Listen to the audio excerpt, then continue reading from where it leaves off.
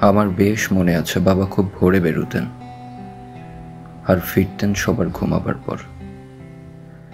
না, প্রতিদিনই নয়, এই ধরুন মাসের 10 থেকে 21-22 তারিখ অবধি।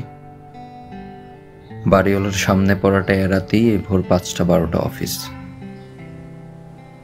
বাবা বেশ রাগী ছিলেন। আমরা বাবাকে ভয়ে কিছু প্রশ্ন করতে পারতাম না। পারলে নিশ্চয়ই জিজ্ঞেস করতাম, বাবা, তুমি রোজ অফিসের আগে ছুটির পরে সংসদ ভবনের পাম ট্রিগুলোর নিচে অন্ধকারে স্যাঁতস্যাঁতে রাস্তায় বসে মাথা হেঁট করে কি ভাবো? কে তোমায় সকালে নাস্তা বানিয়ে দেয় বাবা? কোনো দিন লাঞ্চ কি করো কখনো? বাড়ি ভাড়া দেবার তারিখ উত্তীর্ণ হলেই আমরা দু ভাই গিয়ে দাঁড়াতাম বাড়িওয়ালার সামনে করুণ মুখ করে। উনি গলে যেতেন। এই হঠাৎ করুণ মুখ করার ব্যাপারটা আমরা বেশ ভালোই রপ্ত করেছিলাম সে বয়সে। মোটর বাইক পাশ কেটে বের হলেই আমি হা করে চেয়ে থাকতাম। একদিন বাবা বলেছিলেন, শোনো আব্বা, নিম্ন মধ্যবিত্তদের স্বপ্ন দেখবারও একটা লিমিট থাকে রে বোকা। জবাবে বাবাকে সেদিন চমকে দিয়ে বলেছিলাম, বাবা, জীবনের মৌলিক চাহিদাগুলোর অপূরণের আক্ষেপ থেকে জন্ম নেওয়া সুপ্ত বাসনাগুলো যদি হঠাৎই ঘুম ভেঙে লাফ দিয়ে জেগে উঠে হাত ধরাধরি করে হাঁটতে চায়, সেও কি নিম্ন মধ্যবিত্ত হিসেবে অন্যায় সামিল হবে, নাকি সে বিত্তশালী হয়ে উঠবার ধৃষ্টতা?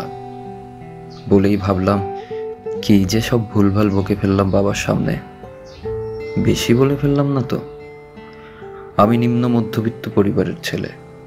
শিক্ষা, সততার আদর্শই যাদের একমাত্র সম্বল, তাদের অন্তত বাবার মুখের উপর এমন বাগ্নিত্যা মানায় না। গলির মুখে 3 রাস্তার মোড়ে কার্তিকবাবুর মুদির দোকান। তোমাকে ভয়ে কোনোদিন বলিনি বাবা।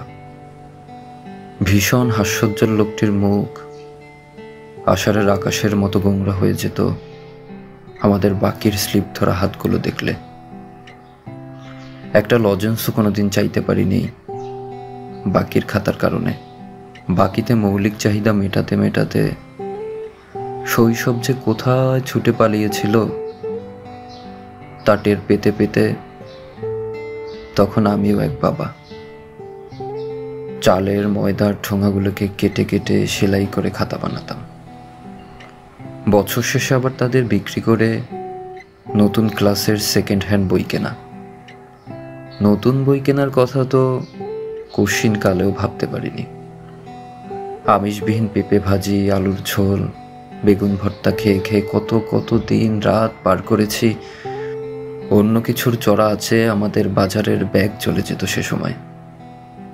অন্য কিছুর সামর্থ্য ছিল না বলে ঈদে পরবে কদাচিৎ জুটেছে দুপেও ফার্মের মুরগি। আমাদের পিঠাপিঠি 2 ভাইয়ের জন্য একটি শখের জিন্স প্যান্ট কিনতে পেরেছিলাম 300 টাকা খরচা করে, তাও 1 মাসের একটি টিউশনের বেতন দিয়ে। মা সেটা আলমারিতে তুলে তুলে রাখতেন। যদি কোথাও দাওয়াত পড়তো আমরা ভাগ করে নিতাম, কে গায়ে হলুদে যাবে সেটা পরে আর বরযাত্রী কে হবে। এমন কোনো অনুষ্ঠান ছিল না যে আমরা 2 ভাই একসাথে অ্যাটেন্ড করেছি। উপহার কেনার সামর্থ্য কোনো দিনই আমাদের ছিল না, তাই আমরা শুধু বরযাত্রী বা গায়ে হলুদেই যেতাম। আমি একজন নিম্ন মধ্যবিত্ত পরিবারের সন্তান, যাদের কোনো চাহিদা থাকতে নেই। আমাদের মা খুব সুখী ছিলেন, কারণ ক্ষুধা লাগলে আমরা ভাতের মার লবণ ছিটিয়ে খেতে পারতাম। তখনও মাছের কাঁটা বেছে খেতে শিখিনি। মাও সে কথা জানতেন, দুষতেন দারিদ্রতাকে। আমি দিব্যি পটলের তরকারি দিয়ে আয়েশ করে খেয়ে ওঠার ভান করাটা শিখে নিয়েছিলাম। স্কুলের টিফিনের জন্য জেদ করেছি কিনা ঢের সন্দেহ আছে। স্কুলের মাইনে দেবার 7 তারিখ পার হলেই ঝন্টু স্যার দাঁড় করিয়ে রাখতেন 1 পিরিয়ড প্রতিদিন। জানলে যদি বাবা কষ্ট পায়, তাই বলা হয়নি সে কথা কোনোদিনই। প্রায় হাঁটু ছিলে দগদগে ক্ষত নিয়ে ফিরতাম ফুটবল খেলে। গভীর রাতে আমরা ঘুমিয়ে পড়লে বাবা এসে কেরোসিন লাগিয়ে দিতেন অ্যান্টিসেপটিক হিসেবে। ঝরঝর করে পানি পড়তো তখন বাবার চোখ বেয়ে। কেন বাবা, কেন ফেলতে? আমার হাঁটুর ক্ষত, এই যে রক্তাক্ত চামড়া ছেঁড়া, কেন যে তার চোখের পুকুরটাকে আন্দোলিত করে যেত সে সময় বুঝতে পারিনি। অন্যদের দেওয়া সেকেন্ড হ্যান্ড জামাতেই নিজেদের মানিয়ে নিতে শিখেছিলাম।